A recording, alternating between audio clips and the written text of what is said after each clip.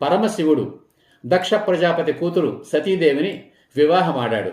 వారిరువురికి పరస్పరం వ్యామోహం. కొంతకాలం తరువాత మామ దక్ష ప్రజాపతి అకారణంగా శివుడిపై ద్వేషం పెంచుకున్నాడు.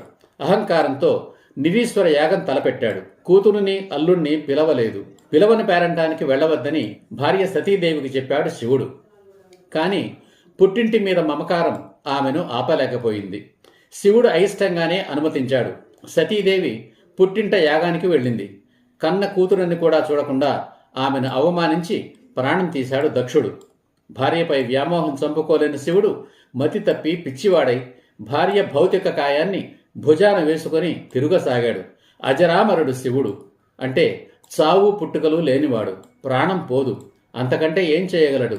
అది పరమశివుడికి సతీదేవిపై ఉన్న వ్యామోహం. అనంతరం విష్ణుమూర్తి కల్పించుకుని సతీదేవి భౌతిక కాయాన్ని ముక్కలుగా ఖండించగా ఆ శకలాలు భరతఖండంలో 18 ప్రదేశాలలో పడ్డాయట. ఆయా ప్రాంతాలు పవిత్ర అష్టాదశ శక్తి పీఠాలుగా హైందవుల పూజలు అందుకుంటున్నాయి. అప్పటికి చనిపోయిన తన భార్యపై వ్యామోహాన్ని చంపుకోలేక శివుడు యోగ సమాధిలోకి వెళ్ళాడు. చనిపోయిన సతీదేవి మరుజన్మలో పార్వతీదేవిగా హిమవంతుడి ఇంట జన్మించింది. శివుడిని తప్ప ఇంకెవరినీ పరిణయమాడనని పట్టుబట్టింది. అంటే మరుజన్మలో కూడా శివుడే తనకు భర్త కావాలని కోరుకుంది. అది సతీదేవికి శివుడిపై ఉన్న వ్యామోహం.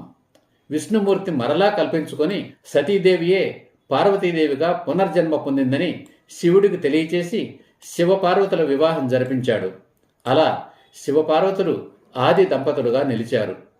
ఆది దంపతులు శివపార్వతులు, ఆదర్శ దంపతులు సీతారాములు, పరస్పర వ్యామోహం కలిగిన దంపతులు. వారే మనకు పూజనీయులు, ఆదర్శనీయులు.